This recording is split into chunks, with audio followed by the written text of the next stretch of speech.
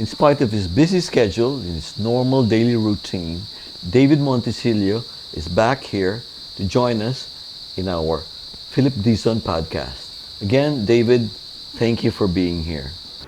This time, I just want you to share with us perhaps some of your background when it comes to martial arts, and how does the philosophy of the teachings and the knowledge that you've learned that can be applied now, especially in the corporate sense. I'm very much involved with the corporate world. We've had a lot of different kinds of gurus and workshops because of this, concerning how to constantly develop the organization, right? So organizational development, of course, with human resource development for everybody too, creating the right environment, the working environment, so that everybody would be in the same page and aligned. Yes, correct. Yeah. And working together as a team at that, Of course, right? of course. We have traditional gurus in the past, even as way back as Peter Drucker, Stephen Covey, Yeah. and the likes, right? Good people. So, yes, certainly, they've been such a big help. So, right now for you, how differently would it be and how effective, how can we apply your workshops in contrast to this more traditional workshops that we have existing? Okay, as a background, I've been practicing martial arts for 40 years, thereabouts. Okay. And it's been always my passion. But along the while, I decided to incorporate the principles of martial arts in corporate seminars, as far as wellness and OD as well. Okay. Now you mentioned good people like Stephen Covey. I'm a fan of the Covey way. Begin with the end in mind, etc. Win-win. It's great stuff. Okay. In my workshops, I try to incorporate the teachings of the likes of Bruce Lee. Okay. Bruce Lee, Sun Tzu, The Art of War. Mm-hmm. Okay. In fact, do you know this? The one who I appreciated Sun Tzu the most because they was introduced to me when I was taking my master's in business. MBA. My MBA, and that was a required reading. Really? Required reading, yes, exactly. Okay. Also, some principles from Miyamoto Musashi, the famous swordsman of Japan, and some other teachers and their philosophies. Okay, that I feel are very good in the corporate, can be applied in the corporate field also. Very, very much so. Mm-hmm. Because part of the activity is that there are also activities that are very embodied, very action-oriented, that are taken from martial arts. Mm-hmm. Okay, because if we don't see it in the body, okay, it's not going to happen. Okay. Can you expound a little bit more on that? Okay, well, let's take a very basic principle. Okay. Sun Tzu, The Art of War. There's a quotation there that I like to always start with. Okay.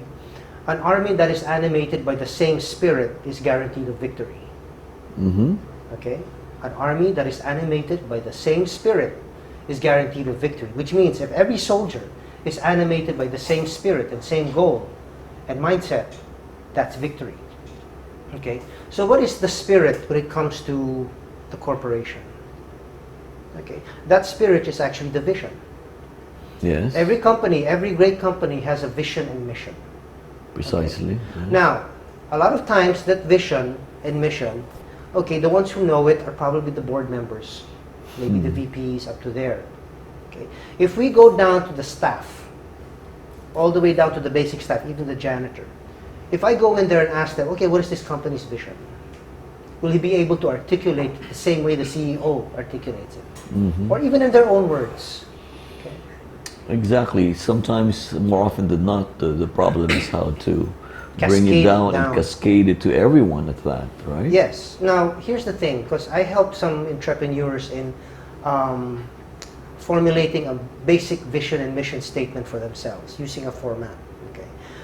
But here, I always advise them, it doesn't have to look smart. It just has to be understood. I'll say that again. It doesn't have to look smart. It just has to be understood. A lot of times I notice when people go into vision and mission statement, they like to use nice words, very highfalutin words and something just to look smart and intelligent. Okay. Right. Yeah. But then when the lower staff looks at it, it's like, what are they talking about? It's not that relatable. Yes, so a vision and mission has to be relatable for the entire company Organization. to buy into it, and that's the word buy in. Because a vision and mission also reflects your company values, your code of ethics, okay, what you're trying to achieve, etc. And if there's no buy-in from the rest of the company, All of the stakeholders. yeah, all of them has a stakeholder mindset. All of them are just there for the paycheck. And if they find another opportunity with a larger paycheck, they'll just go there. Okay. So it also helps form what kind of community they'll be in. Right? So what is the spirit that the company is operating on? Okay, what is the vision? And the one who holds the vision are usually the ones on top. Now, how do they cascade it? Okay, that's actually one thing. See, so Sun Tzu from The Art of War. Okay, because when here's the paradox: when there is a same vision that is held by the staff all the way down, there is peace. So we gain peace through the philosophy of The Art of War. That's so cool, right? So again, it doesn't have to be highfalutin. It doesn't have to be intelligent. It doesn't have to be smart. It just has to be understood. Precisely. Same likewise. That's a Bruce Lee principle. You don't have to do all this stuff. You can just go, bam, simplify. Simplify. Go straight to the point. Simplify. Bruce Lee, I think, in his writing said, simplicity is the mark of brilliance. Right? Yes. Yeah, go straight. Instead of going this way, that way, this way, that way, with all your nice highfalutin techniques, just go boom. Basics. Basic, and Going that's back what to he was known basics. for. Going back, pow. Yeah. I've been to, we've done, with the different corporations I've managed in the past as well, even currently. Some of the challenges we have outside having a yearly strategic planning seminar, where you're able to revisit your vision, your mission, you lay out your blueprint and the roadmap. This is where we're at. This is where we want to go. You talk about SWOT analysis and what have you. But at the end of the day, the most crucial part, I think, is how does one execute, the disciplines of executing all of your good plans, after coming up with this workshop of trying to have the same objective and goal, right? So how different is your workshop in trying to make sure that all of your plans are executed properly and on time? Well, that's going to be part of everyone's discipline. Okay, I mean, I trust that the managers know what they're doing. Okay, the way I come in is just to help them in having a sense of balance and stability internally.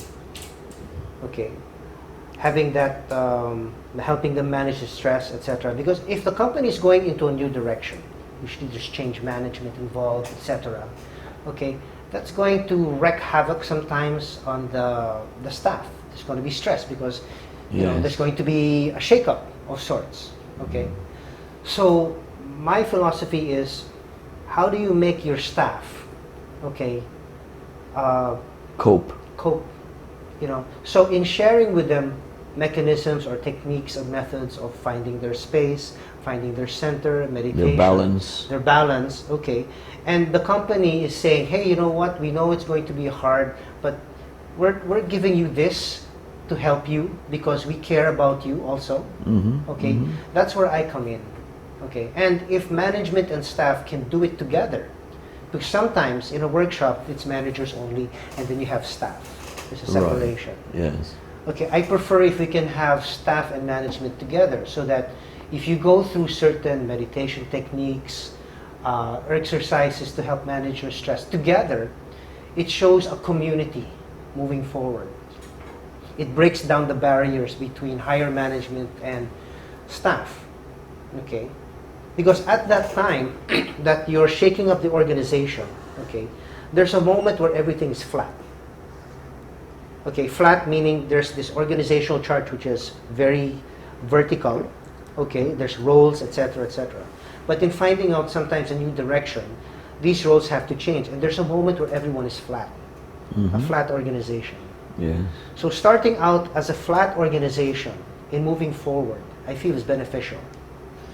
It's like you're willing to come down from the high horse of being the CEO and even touch base with the janitor.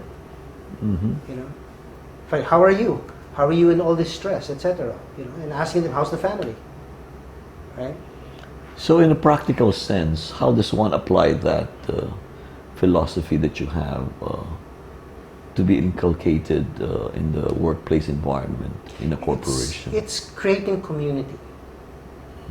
Okay, it's creating community. So you have moments and workshops for fellowship of sorts? Yes, fellowships.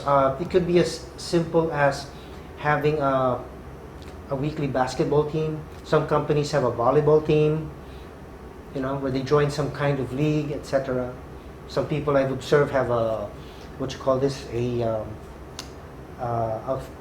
pool team, or Okay. even a darts team. Something that makes people work together. But when it comes to your art and the world of where you're coming from, do you have particular practices you would want them to somehow routinely try to practice as Yeah, often as possible? yeah. As the routine practice, I always suggest this. In times of chaos, find the silence. It's called the practice of the eye of the storm. And So that's actually, making that part of the culture. yes, yes. You know, because the name of the working name that I have for my workshop in that regard, it's called Eye of the Storm. Because when there's Okay. change management or we are moving in a new direction, okay, it can get stormy because of economy, Yeah. because of the stock market Creates goes down. instability in that sense Instability, because it's exactly. unfamiliar, Okay. it's a new territory. Yeah, new territory. And the best asset I feel the company has is the ability of the people to access that center. And To be access that resilient and silence. adapt. Yes. Because when you're so full of stress, you just might say something, you know, out of anger or frustration, and that'll cause already a strife, okay, Yeah. in the entire system. Okay. All systems I feel are perfect. It's when you add human beings to the mix that's when it gets complicated. Because human beings have emotions, human Yeah. beings have feelings. Yeah. Okay, and when there's already a lot of stress, okay, we tend to explode. We tend to, like that. I think we call it ngarag, all right, or we call it toxic. So the best thing I feel I can do for that environment is to have people find their silence, so that through silence, certain clarity can come up. Okay, emotions are managed, egos are managed, and we Right. listen to each other better. So this is part of your workshop to come up and teach them how to regularly do these things. And perhaps find some moments together, bonding, and doing the physical and meditative type of practices.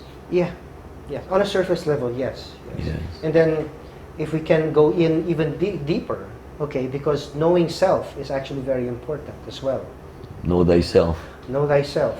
Because Sun Tzu has another adage, okay? Know yourself and know the other. And in 1,000 battles, you will have 1,000 victories. Okay, if you just know yourself but not know the other, 50% of the time you try to win. Same likewise. If you know the other and just know yourself, same. So I take that adage very seriously. If you know myself, if I know the other, the environment, who I'm working with, my allies, then I will have victory down the line.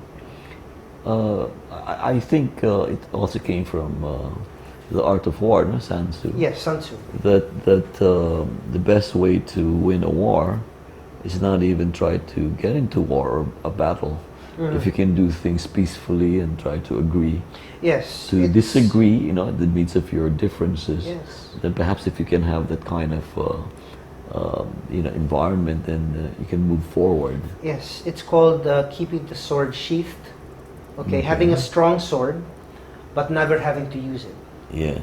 Okay, so through the art of discussion, through the art of diplomacy. Okay, that's where also martial arts comes in. Because martial arts culture is also about honor and respect, Yes. right? Yes, I That's why agree. in traditional martial arts, we do the salutation, we bow, respecting each other. in a lot of traditional matches. It's not the same like the UFC these days where, they just come in, okay, let's fight. Yeah, it's Okay. for a different reason. Different reason already. Yeah. I remember going back to that in relation to what you're saying. My first experience with martial arts was when we were very young. I grew up with 5 boys, siblings and 1 sister.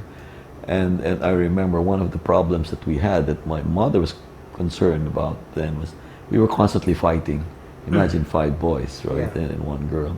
So one of the boyfriend of our yaya or maid was into martial arts. And he goes, Mrs. Dizon, don't worry, I have a solution for this. And so what he did was, and then my mom goes, so what is your solution? I'm going to teach them martial arts to solve 2 problems.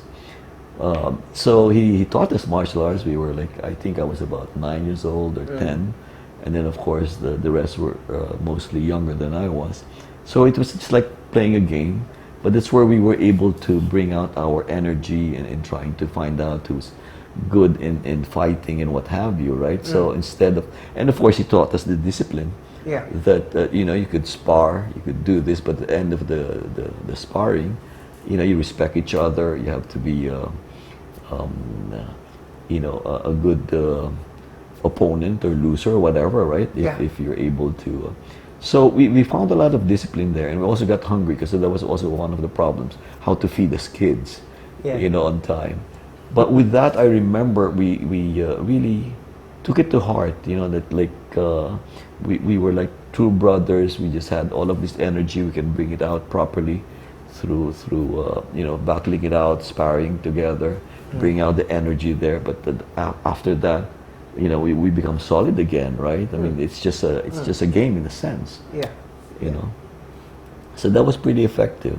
Yeah. So I suppose something like that could also be applied in a corporation, in a bigger family, so to speak. Yeah, right? it's a way of empowerment. Okay, because a lot of times when we become stressed or anxious or even lash out, it's because we are not aware of our own personal power. Yeah. Okay, so martial arts itself is a very empowering activity.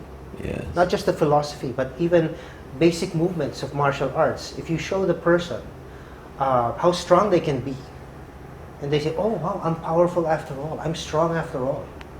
Okay, so that sense of empowerment also comes with the responsibility. So I don't need to lash out. I don't need to hurt this person. Okay, because I already know that I'm strong. Okay. Usually when people lash out or they get into fights, etc., they're trying to assert themselves or convince ourselves that we have power. That's true. Right? That's why also silence, like what you were saying, Yes. is also very crucial. Yes. Sometimes it's a virtue that a lot of us are not able to really, develop. Yeah. To listen, to be silent, and Yeah, and coming from that inner silence. it's actually very powerful. Yes, and also through the inner silence, that's when you can, in a martial arts perspective, that's where you can see the weaknesses of your opponent, right? Because there is clarity for that moment. Yes. Yes. So you're not intimidated by the size, etc. You have that focus and calmness to see, oh, I can actually go here, I can actually go there. Options and choices are revealed. Same in a company, right? If you want to see choices and options, okay, let's start with silence. I think very much part of stress management is really getting to some physical exercise regularly. Yes. And that's one of the things in your workshop that you're able to hone to everyone, right? How important that is, and it really distresses you as well, and keeps your mind mentally sharp. Yes. So you're able to perform better and be more productive. Yes, because this is just my claim. The corporate lifestyle, okay, is an unnatural lifestyle. It's very unnatural.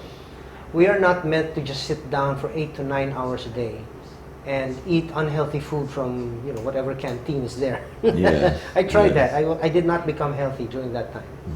Okay, but how do we balance that? Okay, what can we do about it? Okay, because the human body is designed for movement. That is our evolutionary heritage. I agree. Yeah, and the corporate lifestyle is taking us away from that evolutionary heritage, which that's where a lot of diseases and problems occur in our health. The sedentary. The sedentary, Lifestyle. the stress of it, Yes. even the air conditioning alone. Did you know that air conditioning systems, you just recycle the air inside, That's true. all right? And if someone sneezes and has a virus, so we're just circulating that virus inside the office. Very true. Right? Very true. Yes. So environmentally, physically, etc., Socially, it's very, very challenging. and then spiritually too. Oh yeah, very much. Because usually, as it's all about culture. Culture also comes from the CEO. Okay, there's this principle: as the head goes, so does the class. Yeah. Okay, so as the board of directors are, so is the culture. So that's actually, it's like looking at it as leading a group, okay, leading a team or a group of soldiers into war. Okay, so Yeah. that's the analogy that I bring in with these workshops also. Preparedness, etc., it all goes there. So certainly we would really get in touch with you again and make sure that you're going to be a part of our workshop this year. No problem. We'll Yeah. do something. We'll get ready for war. Exactly, because it is a competition. It's very competitive out there to, to exist as a corporation Yeah. in Yeah. every industry at that. Yeah, it's really like a war. You're going into war, and the spoils of war is market share. Exactly. And every point of market share is usually hard earned. Very hard earned.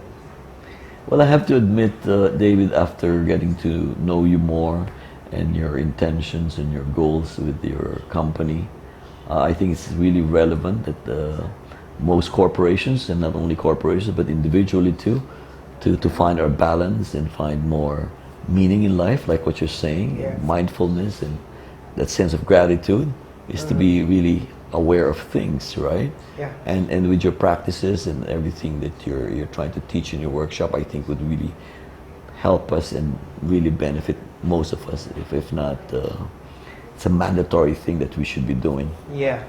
Yeah. Yeah. Yeah. So certainly, we'll invite you for again for another occasion for a different purpose. This time to sure. really practice and get into your workshop. Oh, awesome. Cool. Thank you again. Thank you. David. Yeah, yeah.